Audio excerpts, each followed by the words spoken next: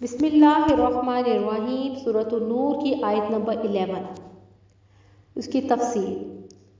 سورۃ النور کی آیت نمبر 11 میں اللہ تعالیٰ نے ایک واقعہ بیان فرمایا ہے، اور وہ واقعہ افک ہے، جس واقعہ میں حضرت عائشہ صدیقہ رضی اللہ تعالیٰ عنہ پر تہمت لگائی گئی تھی، اور یہ واقعہ غزوہ بنی مصطلق کے موقع پر پیش آیا تھا۔ رسول اللہ صلی اللہ علیہ وآلہ وسلم کا طریقہ یہ ہوتا تھا کہ جب بھی نبی صلی اللہ علیہ وآلہ وسلم کسی سفر پر جاتے تو اپنی بیویوں کے درمیان قرعہ سازی کیا کرتے تھے۔ جس کے نام قرعہ نکل آتا، نبی صلی اللہ علیہ وآلہ وسلم اس کو اپنے ساتھ لے جاتے تھے۔ تو اس غزوے میں بھی ایسا ہی ہوا، حضرت عائشہ کا نام نکل آیا تو نبی صلی اللہ علیہ وآلہ وسلم حضرت عائشہ کو ساتھ لے گئے۔ غزوہ کی واپسی پہ ایک جگہ لشکر نے پڑاؤ ڈالا تو سب اپنی ضرورت کے تحت کوئی ادھر چلا گیا، کوئی ادھر چلا گیا۔ تو حضرت عائشہ بھی اسی دوران رفع حاجت کے لیے کہیں دور چلی گئی۔ انہوں نے اپنی بہن کا ہار پہنا ہوا تھا۔ جب وہ واپس آئیں تو ان کو احساس ہوا کہ ان کا ہار تو کہیں گم ہو گیا ہے، تو وہ واپس اسی جگہ گئی جہاں قضائے حاجت کے لیے گئی تھی، ہار کو ڈھونڈنے کے لیے۔ اسی دوران آپ کی پالکی جو تھی، یعنی اونٹ کے اوپر جو ڈولی ٹائپ تھی، وہ لوگوں نے اٹھائی اور قافلہ چل پڑا، کیونکہ حضرت عائشہ بہت ہلکی پھلکی کمزور تھی اور یہ محسوس ہوتا ہی نہیں تھا کہ ڈولی میں بیٹھی بھی ہیں کہ نہیں۔ بس انہوں نے اٹھائی اور وہاں سے چل دی۔ حضرت عائشہ صدیقہ جب وہاں پر پہنچی تو وہاں یہ لشکر تو تھا نہیں، تو اور وہ اکیلی رہ گئی تھی۔ لیکن حضرت عائشہ سمجھدار خاتون تھی، اسی جگہ پر بیٹھ گئی کہ ان کو کوئی تو لینے آئے گا اور پھر ڈھونڈنے کے لیے آئے گا اور ان کو ساتھ لے جائے گا۔ پھر وہ اتنی تھکی ہوئی تھی کہ فوراً وہیں ان کی آنکھ لگ گئی اور سو گئی۔ اتنے میں حضرت صفوان بن معطل، جن کی ڈیوٹی تھی کہ لشکر کے پیچھے جو چیزیں رہ جائیں انہیں دیکھے اور اپنے ساتھ لے آئے، تو انہوں نے دیکھا کہ کوئی خاتون وہاں پاس بیٹھی ہوئی ہیں۔ تو اندھیرے کی وجہ سے ان کو نظر نہیں آیا کہ یہ کون ہے، تو وہ تھوڑا قریب آئے، اور جب انہوں نے دیکھا تو انہوں نے کہا انا للہ و انا الیہ راجعون۔ جب انہوں نے یہ پڑھا تو حضرت عائشہ کی آنکھ کھل گئی۔ تو اتنے میں حضرت عائشہ اٹھی اور اونٹ کو پاس کیا، اونٹ کو بٹھایا اور اونٹ پر بیٹھ گئی، اور دوپہر کے وقت حضرت عائشہ اور حضرت صفوان لشکر کے ساتھ مل گئے۔ جب یہ لشکر میں پہنچے تو لوگوں نے طرح طرح کی باتیں بنانی شروع کر دیں اور اندازے لگانے لگے کہ نبی کی بیوی ایک غیر مرد کے ساتھ اکیلی آ رہی ہے۔ تو عبداللہ بن ابی جو منافقین کا سردار تھا، نبی صلی اللہ علیہ وآلہ وسلم کے ساتھ، نبی صلی اللہ علیہ وآلہ وسلم کے خاندان کے ساتھ بہت بغض رکھتا تھا، حسد کا شکار تھا۔ کیوں حسد کا شکار تھا؟ کیونکہ نبی صلی اللہ علیہ وآلہ وسلم کی مدینہ آمد سے پہلے عبداللہ بن ابی کو مدینہ کا سردار بنانے لگے تھے۔ بظاہر تو یہ ظاہر کراتا تھا کہ میں مسلمان ہوں، لیکن اس کے دل میں حسد تھا، کینہ تھا۔ تو عبداللہ بن ابی کو تو بہت اچھا موقع مل گیا، تو اس نے بہت بڑا بہتان گڑھا، نعوذ باللہ بن ذالک۔ نبی صلی اللہ علیہ وآلہ وسلم کی اہلیہ کے بارے میں کہا کہ یہ صفوان کے ساتھ غلط کام میں ملوث تھی اور اب یہ آ رہی ہیں، یعنی زنا کا الزام لگایا۔ استغفر اللہ ربی من کل ذنب واتوب الیہ۔ تو نبی صلی اللہ علیہ وآلہ وسلم خاموش ہو گئے۔ لمبے عرصے تک نبی پر کوئی وحی نہ آئی۔ نبی صلی اللہ علیہ وآلہ وسلم بہت پریشان تھے کہ اللہ تعالیٰ تو وحی کے ذریعے سب کچھ بتا دیتے ہیں کہ سچ بات کیا ہے، لیکن وحی بھی نہیں آ رہی۔ وحی کیوں نہیں آ رہی تھی؟ کیونکہ اس میں سکھانا مقصد تھا کہ نبی صلی اللہ علیہ وآلہ وسلم بھی کچھ نہیں کر سکتے جب تک کہ اللہ کا حکم نہیں آئے گا۔ پھر ہوا کیا کہ آپ صلی اللہ علیہ وآلہ وسلم نے رضوان اجمعین رضی اللہ تعالیٰ عنہ سے مشورہ کیا کہ کیا کریں۔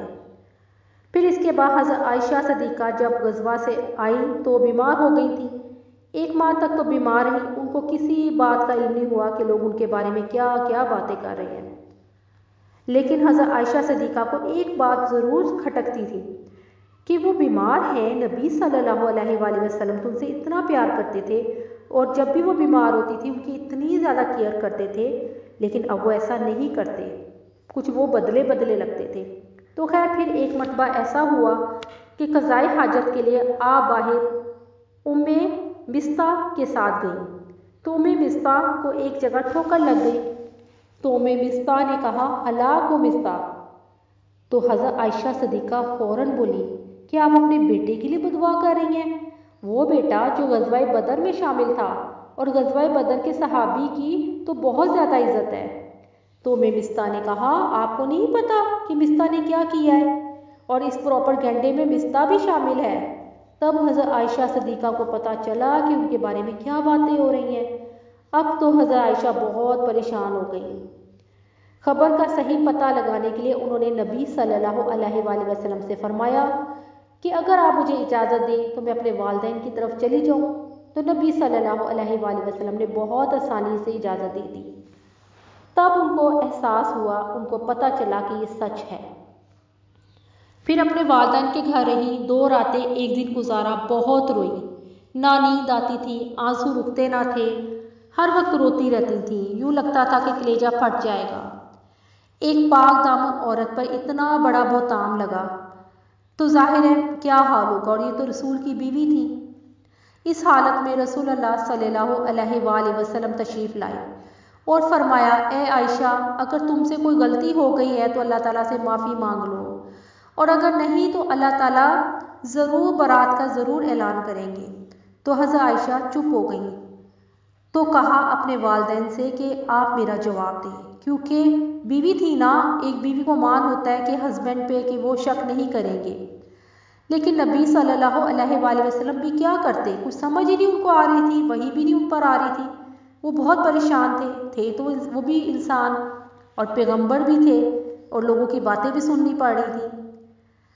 تو اسی وقت حضرت عائشہ رضی اللہ تعالیٰ عنہا بولی کہ واللہ میں جانتی ہوں یہ بات سن کر آپ کے دلوں میں بیٹھ گئی ہے اور آپ سب نے اس کو سچ مان لیا ہے، اور اگر میں یہ کہوں کہ میں بری ذمہ ہوں تو اللہ تعالیٰ خوب جانتا ہے اور آپ لوگوں نے اس کو سچ مان لیا ہے کہ خدا نخواستہ میں اس میں مبتلا ہوں۔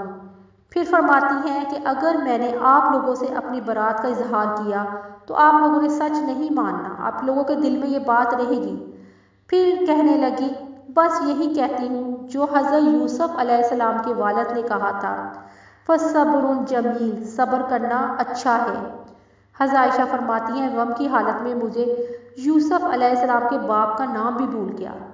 پھر آپ یعنی حضرت عائشہ دوسری طرف جا کر لیٹ گئیں، کیونکہ پریشان تو وہ بھی بہت زیادہ تھی، بہت ہی زیادہ پریشان تھی کہ میں کیا کروں، لیکن وہ اللہ سے امید بھی لگا کر بیٹھی ہوئی تھی۔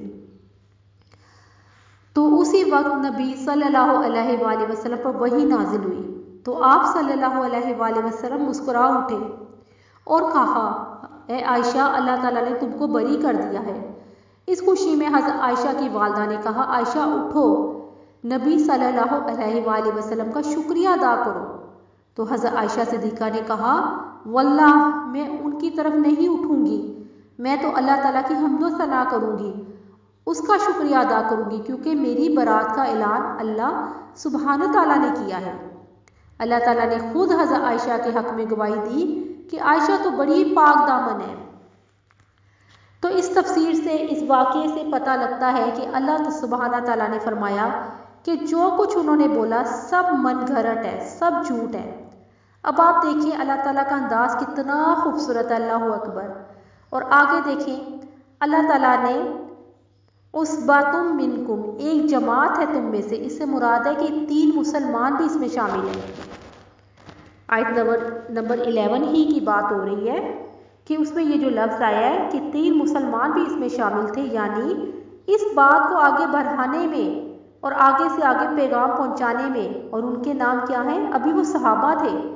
نمبر 1 حسان بن ثابت رضی اللہ تعالیٰ عنہ جو ایک مشہور شاعر تھے۔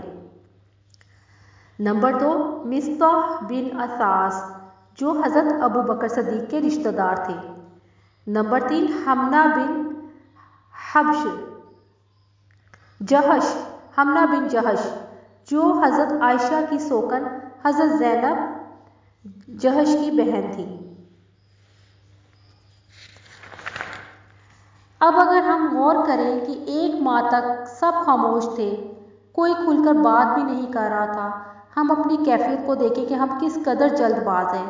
ہمیں کسی کے بارے میں کچھ پتہ چل جائے بغیر غور کیے سوچے سمجھے فوراً بات آگے کر دیتے ہیں۔ کبھی خاندان میں اس کے بارے میں ڈسکشن چلتی ہے، یہ ہمارا رویہ ہے، یعنی کہنے کا مقصد ہے کہ ہمیں ان چیزوں سے بچنا چاہیے۔ اتنا بڑا جھوٹ آزمائش حضرت عائشہ پر آئی، لیکن اللہ تعالیٰ فرماتے ہیں لا تحسبوہ شرا لکم بل ہوا خیر لکم، تم اس کو برا نہ خیال کرو، یہ تو اچھا ہے تمہارے لیے۔ اب سوال یہ پیدا ہوتا ہے کیسے اچھا ہے؟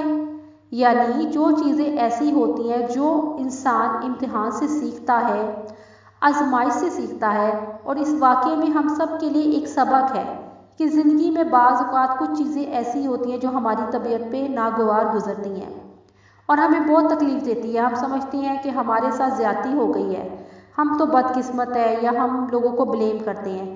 حالانکہ انسان اگر غور کرے تو ہر تکلیف کے بعد اللہ تعالیٰ نے انسان کے لیے اچھا رکھا ہوتا ہے، ہر تکلیف میں سبق ہوتا ہے۔ مومن پر جب کوئی تکلیف آتی ہے حتیٰ کہ کانٹا بھی چبھتا ہے تو اس کے ذریعے بھی اللہ تعالیٰ اس کے گناہ معاف کر دیتے ہیں۔ اور یہاں آپ سب حضرت عائشہ کا صبر دیکھیں، اور صبر اسے کہتے ہیں جو صدمے کی پہلی چوٹ پر کیا جائے۔ مصطح نے جب حضرت عائشہ کو ساری کہانی سنائی تو حضرت عائشہ کے منہ سے ایک لفظ بھی نہیں نکلا، یہ ہے صبر۔ اور آج ہم سب اپنا جائزہ لیں تو ہم کیسے ہیں؟ ہم پہلے تو خوب بولتے ہیں، چیختے ہیں، چلاتے ہیں، اور پھر کہتے ہیں ہم نے تو صبر کیا ہے۔ اس کو صبر نہیں کہتے۔ اور اللہ تعالیٰ نے فرمایا جو اس الزام لگانے میں ملوث ہیں ان کو ضرور سزا ملے گی، یعنی وہ 3 صحابی، اگرچہ وہ مسلمان ہیں، صحابی ہیں، یعنی اگر کوئی کسی کے ساتھ زیادتی کرتا ہے تو ایک وقت آتا ہے اللہ اس کو دکھا دیتے ہیں۔ اور جو ہے کسی بھی گناہ کو حقیر نہ سمجھے، گناہ کو حقیر سمجھنے والا منافق ہوتا ہے۔ مومن اگر گناہ کر لیتا ہے تو اس کو تو وہ گناہ پہاڑ کی طرح بوجھ لگتا ہے کہ یہ میرے سے کیا غلطی ہوگی۔ والذی تولی کبرہ، کہ جو شخص ولی بنا گناہ کے بڑے حصے کا، اس سے مراد عبداللہ بن ابی ہے کہ جو منافقین کا سردار تھا، جس نے یہ تہمت لگائی، تو لہٰذا کسی بھی سنی سنائی بات کو آگے نہیں کرنا چاہیے۔ اور اللہ تعالیٰ ہم سب کو بھی توفیق دے کہ ہم کسی کی غیبت نہ کریں، کسی پر ناحق الزام نہ لگائیں، بلکہ الزام لگائے نہ۔ ہم تو خود بہت گناہ گار لوگ ہیں، اور کسی پر ہم کون ہوتے ہیں الزام لگانے والے؟ اللہ ہم سب کے گناہوں کو معاف کرے، آمین یا رب العالمین۔ اور اس جو آیت ہے جس کی میں نے تفسیر کی ہے، میرا گلا تھوڑا سا خراب تھا تو بیچ میں ڈسٹربنگ ہوئی ہے، جس کے لیے میں آپ سب سے معافی چاہتی ہوں۔ السلام علیکم ورحمۃ اللہ وبرکاتہ۔